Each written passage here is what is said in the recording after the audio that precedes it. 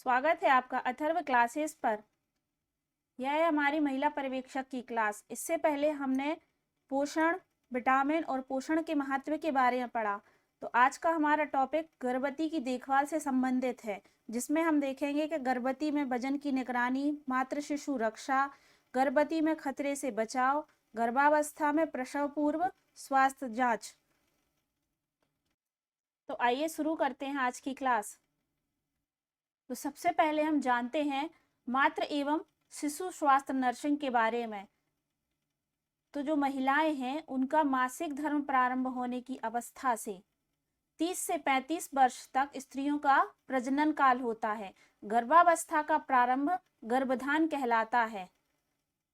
याद रखिए, गर्भावस्था का प्रारंभ गर्भधान कहलाता है। गर्भधान निषेचन से प्रारंभ होता है।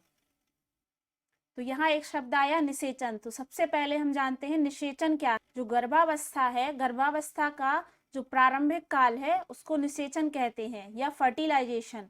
तो निषेचन वह प्रक्रिया है जिसमें शुक्राणु का परिपक्व डिंब से संबंधित होता है। डिंब फैलोपियन नलिका में लगे रोए द्वारा डिंब ग्रंथियों में ग्रहण कर लिया जाता है, जो कि गर्भधान से पहले गर्भाशय को घेरे रहता है। योनि में व्याप्त हजारों शुक्राणुओं में से केवल 300 से 500 शुक्राणु ही डिंब तक पहुंचते हैं। इस स्थिति में पहुंचने में उन्हें क्या 1 घंटे का समय लगता है। यदि इतने अधिक शुक्राणुओं में से केवल एक शुक्राणु व डिंब दोनों 23 गुणसूत्र बनाते हैं। निषेचन के पश्चात अब एक ही कोशिका में 46 गुणसूत्र हो जाते हैं। तो याद रखिएगा ये कि 300 से 500 शुक्राणु तो डिंब तक पहुंचते हैं, लेकिन उन्हें पहुंचने में 1 घंटा लगता है। और इतने अधिक शुक्राणु में से केवल एक शुक्राणु ही डिंब तक पहुंचता है। उसमें से 23 गुणसूत्र होते हैं। और निषेचन के पश्चात अब कोशिका में केवल 46 गुणसूत्र ही रहते हैं।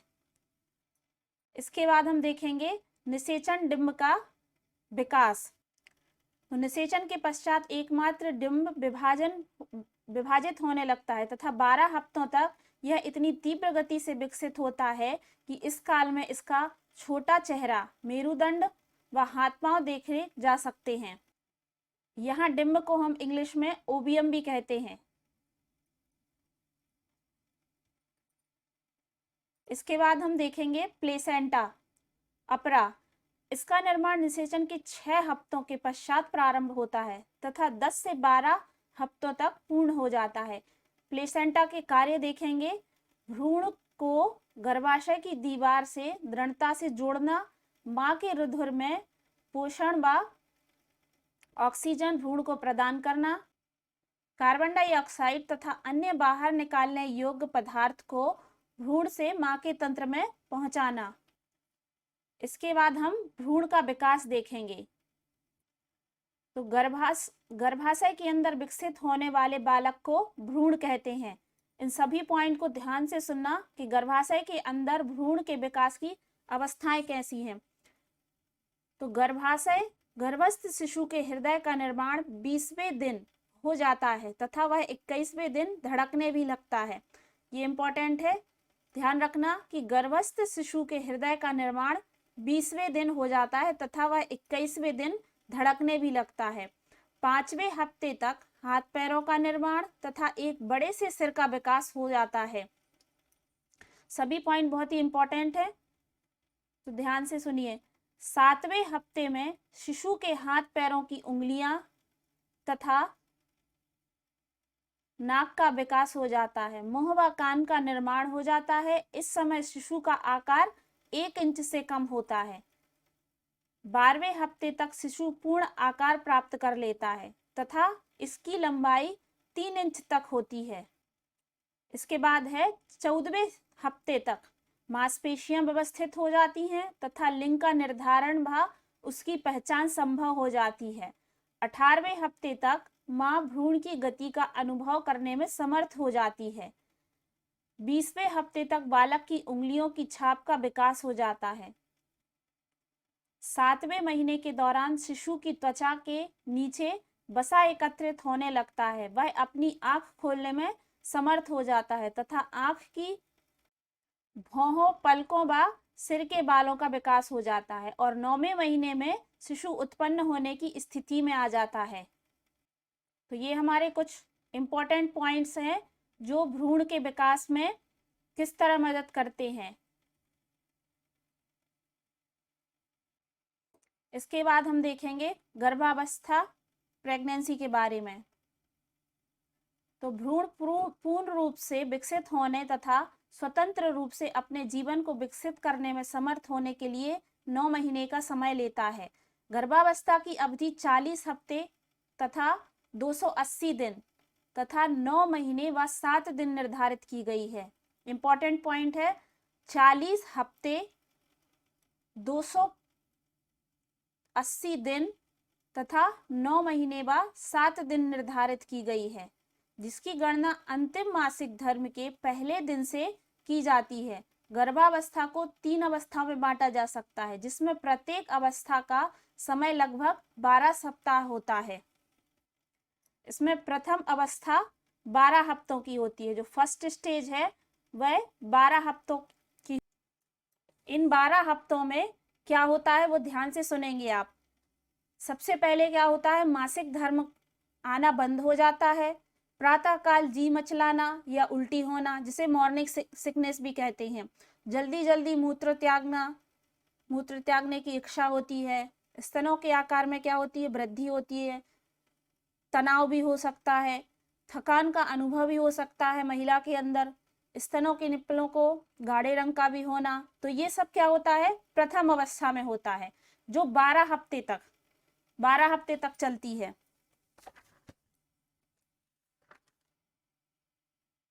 इसके बाद बात करें अगर द्वितीय अवस्था, सेकेंड स्टेज की, तो वह 13वें हफ्ते से 28वें हफ्ते तक चलती है। 13 से 28वें हफ्ते। तो यह सेकेंड स्टेज में क्या क्या होता है, भ्रूण की गति का अनुभव होने लगता है। माँ को भ्रूण की गति का अनुभव होने लगता है। माँ के पेट के निचले के हिस्से का आकार में बड़ा हुआ दिखाई देने लगता है। माथे व गाल पर भूरे रंग के धब्बे भी दिखाई दे सकते हैं। पेट के निचले भाग में काले रंग की लकीरें भी दिखाई दे सकती हैं। तो ये सब सेकेंड स्टेज में दिखाई देता है। इसके बाद आती है थर्ड स्टेज, जो कि 29वें से 40वें हफ्ते तक चलती है। तो थर्ड स्टेज में क्या होता है, भ्रूण के अंगों के स्पर्श को स्पष्ट रूप से या पेट की सतह पर महसूस कर सकती है महिला। बार बार मूत्र त्यागने की इच्छा होती है उसे। भ्रूण के हृदय की धड़कन को अधिक स्पष्ट रूप से सुन सकती है। तो ये सब थर्ड स्टेज में होता है, जो 29वें हफ्ते से 40वें हफ्ते तक चलती है। यहाँ से क्वेश्चन बन सकते हैं कि जो फर्स्ट स्टेज है वह कितने हफ्ते की रहती है, वह 12 हफ्ते की रहती है। सेकेंड स्टेज 13 से 28 हफ्ते की और थर्ड स्टेज 29 से 40 हफ्ते की। इसके बाद हम देखेंगे गर्भवती महिला की देखभाल। तो इसमें हम देखेंगे गर्भवती महिला की देखभाल में कैसे गर्भवती महिला की देखभाल की जाती है, उसके बच्चे की देखभाल की जाती है, जो होने वाला बच्चा है उसकी देखभाल कैसे की जाती है, उस दौरान कौन कौन सी जांचें की जाती हैं, इन सब के बारे में हम देखेंगे। तो सबसे पहले हम जानते हैं कि गर्भवती महिला में जच्चा बच्चा के लिए खतरे अधिक होते हैं, इसीलिए गर्भवती को पूर्व प्रसव देखभाल की आवश्यकता होती है। गर्भवती को गर्भकाल में निम्नलिखित पूर्व प्रसव देखभाल करनी चाहिए। गर्भवती महिला की पूर्ण शारीरिक जांच तथा पैल्विक जांच करनी चाहिए। गर्भावस्था में महिला की प्रयोगशाला जांच अवश्य करनी चाहिए, जिसमें निम्नलिखित कुछ परीक्षण हैं, जिसमें मूत्र जांच, रुधिर समूह और उसके प्रकार जैसे ब्लड ग्रुप और उसके टाइप्स, संपूर्ण रुधिर संख्या, HIV टेस्ट, VDRL टेस्ट, इसके अलावा हेपेटाइटिस बी, सेरोलॉजी। पूर्व प्रसव देखभाल के दौरान गर्भवती महिलाओं को निम्नलिखित विषयों पर जानकारी प्रदान करनी चाहिए। मातृत्व पोषण के बारे में महिलाओं को जानकारी देनी चाहिए। एसटीडी या एचआईवी संक्रमण के विषय में जानकारी देनी चाहिए। माँ द्वारा शिशु को स्तनपान कराने संबंधी जानकारी देना, नवजात शिशु की देखभाल और विकास संबंधी जानकारी देना।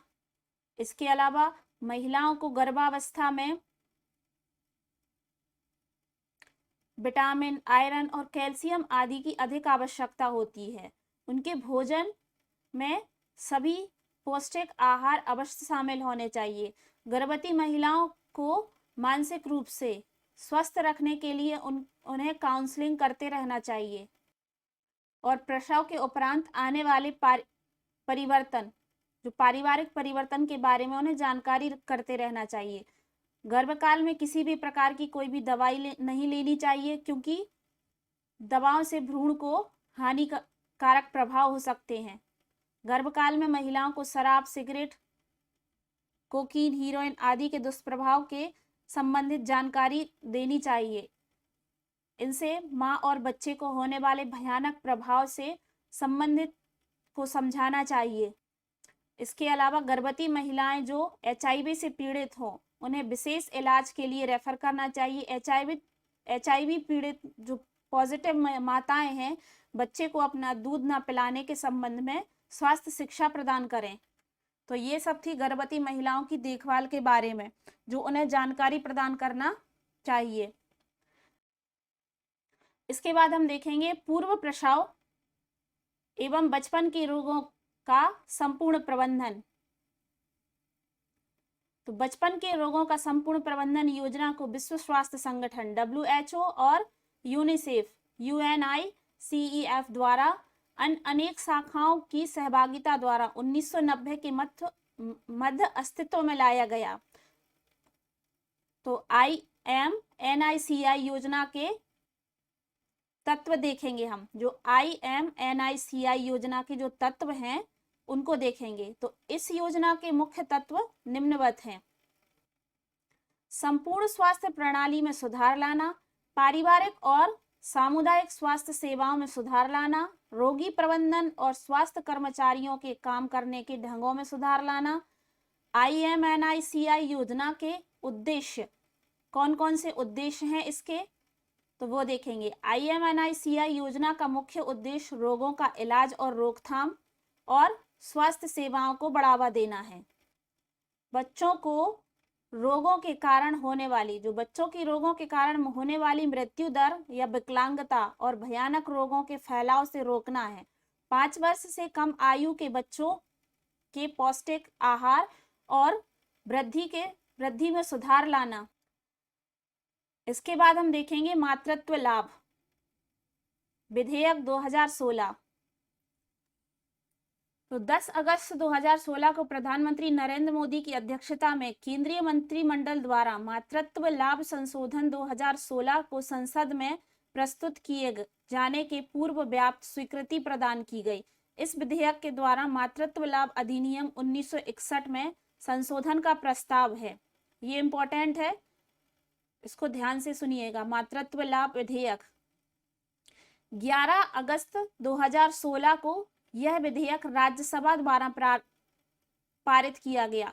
मातृत्व लाभ अधिनियम 1961 के तहत मां बनने पर बच्चों की देखभाल के लिए महिलाओं को पूर्ण वेतन के साथ ही 12 सप्ताह के मातृत्व अवकाश का भी प्रावधान था। संशोधन विधेयक में इस अवधि को बढ़ाकर 26 हफ्ते किए जाने का प्रस्ताव है। वर्ष 1961 के अधिनियम के तहत माता को अवकाश का लाभ प्रसव की संभावित तिथि से 6 सप्ताह पहले नहीं उठाया जा सकता। संशोधन विधेयक में इस अवधि को बढ़ाकर 8 हफ्ते किए जाने का प्रावधान है। हालांकि 2 या 2 से अधिक बच्चे होने पर मातृत्व अवकाश का लाभ 12 हफ्ते के लिए ही प्रदान किया जाएगा, जो कि संभावित प्रसव की तिथि से 6 हफ्ते पहले नहीं किया जा सकता। तो यह थी आज की हमारी क्लास। आशा करते हैं आपको पसंद आई होगी। अगली क्लास में हम इसी टॉपिक के सभी महत्वपूर्ण प्रश्नों को देखेंगे, तो हमारे साथ जरूर जुड़े रहें। अगर आपने चैनल को सब्सक्राइब नहीं किया है तो चैनल को सब्सक्राइब जरूर करें और ज़्यादा से ज़्यादा लोगों तक शेयर करें। बेल आइकन जरूर प्रेस करें ताकि आने वाली वीडियो का नोटिफिकेशन आप तक पहुंच सके। धन्यवाद।